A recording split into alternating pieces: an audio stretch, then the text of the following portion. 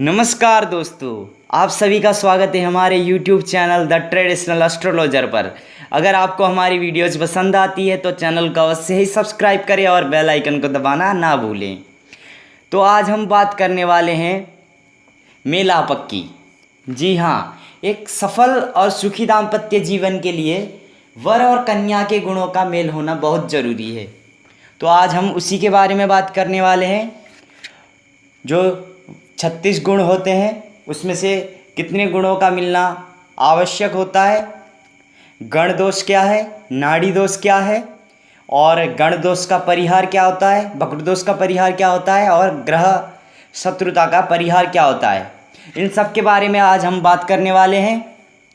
तो आइए शुरू करते हैं।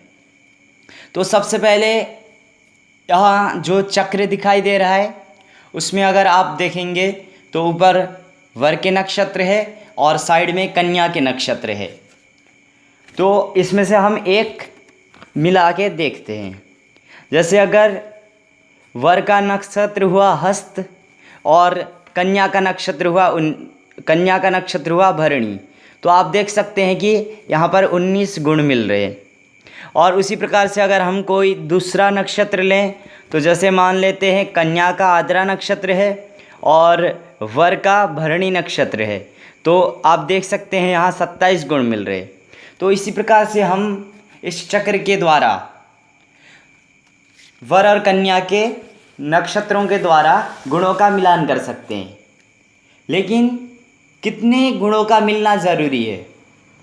तो इसके लिए कहा गया है कि अगर सद्भकुट है यानी भकुट मिला हुआ है तो 16 जो है एकदम सबसे कम स्टेज है, और उसके बाद जो है 20 है, फिर 25, 30, इस प्रकार से आगे तो आप जितना मतलब 36 तक जितना मिल जाए वो अच्छा है।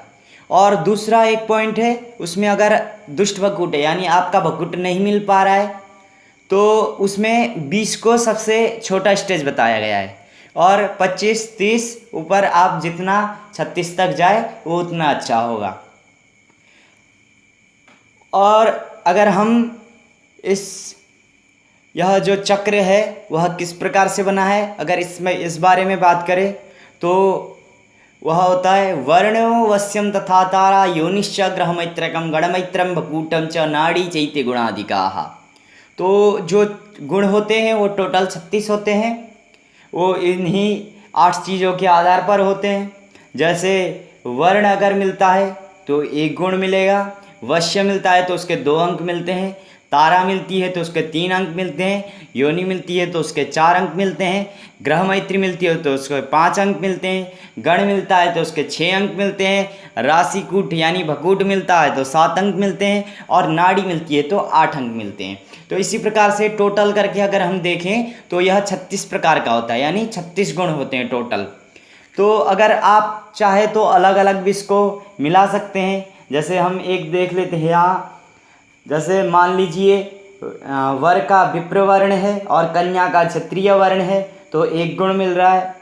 इसी प्रकार से अगर योनि कूट में देख लें तो मान लेते हैं कि वर का सर्प योनि है और कन्या का गज योनि है, तो इसमें 2 गुण मिल रहे, 4 में से टोटल 2 गुण मिल रहे। तो इसी प्रकार से हम सबको मिलाकर 36 में से हमारा कितना पॉइंट बनता है यानी कितने गुण प्राप्त होते हैं, उसी आधार पर हम बता सकते हैं।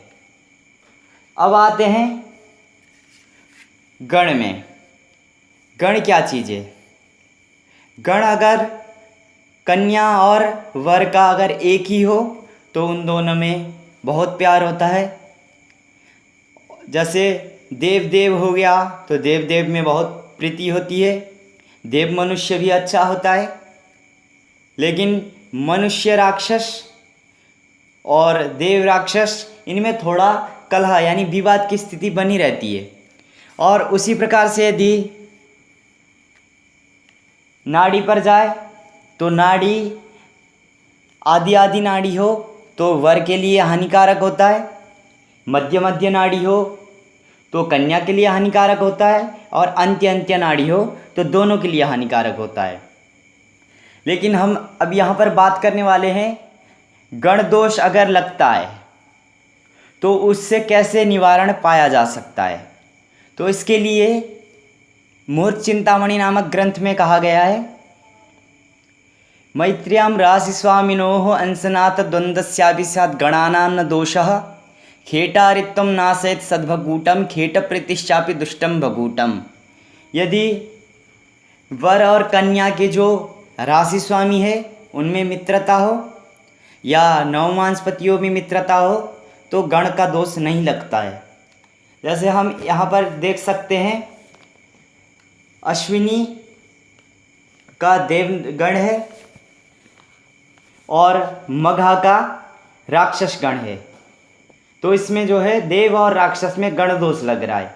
लेकिन हम इस श्लोक के द्वारा हमें अंक तो नहीं मिलेंगे, लेकिन हम गण दोष से बच सकते हैं। तो इसमें देखेंगे अश्विनी का स्वामी, अश्विनी में राशि बनती है मेष, मेष का स्वामी है मंगल, और मघा में राशि बनती है सिंह, सिंह का स्वामी है सूर्य, और सूर्य और मंगल में मित्रता है, तो यहाँ पर आपको गण का दोष नहीं लगेगा। उसी प्रकार से कहा गया है कि अगर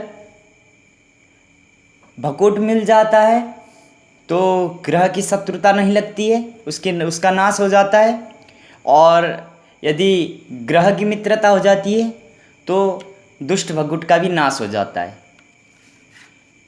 इसी प्रकार से हम अगर आगे दूसरे पॉइंट पे आए तो कहीं कहीं कहा जाता है, कहीं लोगों के द्वारा आपने सुना भी होगा कि एक ही नक्षत्र में दोष नहीं लगता है, नाड़ी दोष नहीं लगता है, ऐसा कहा जाता है। लेकिन इसके पीछे कितना सच है, तो उसके लिए कहा गया है कि राश्यैक्ये चेत् भिन्नं वृक्षं द्वयोः स्यात् नक्षत्रैक्ये राशियुग्मं तथैव नाड़ीदोषो न गणानां च दोषो नक्षत्रैक्ये पादभेदे शुभम स्यात्। यानी कि अगर आपका एक ही नक्षत्र होता है और अलग अलग राशि होती है तो नाड़ी और गण का दोष नहीं लगता है, और एक ही राशि होती है और अलग अलग नक्षत्र होता है तो भी जो है नाड़ी और गण का दोष नहीं लगता है। और एक ही नक्षत्र में भी अगर पादभेद यानी अलग अलग शरण हो तो उसमें जो है नाड़ी और गण का दोष नहीं लगता है। एक ही नक्षत्र होने पर गण का दोष तो ऐसे नहीं लगता है, लेकिन नाड़ी दोष लगता है, तो उसी के लिए यह परिहार है। इस तरीके से आप वर और कन्या के गुणों का मिलान कर सकते हैं। तो अगर आपको हमारी वीडियो पसंद आई है या आप कुछ सीखे हैं हमारी वीडियो से, थोड़ा कुछ भी सीखे हैं, तो इसको शेयर करके दूसरों को भी सीखने का मौका दीजिए।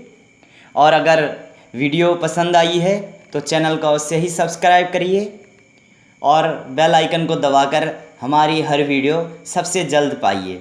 तो इसी के लिए आज हम आपसे विदा मांगते हैं। धन्यवाद।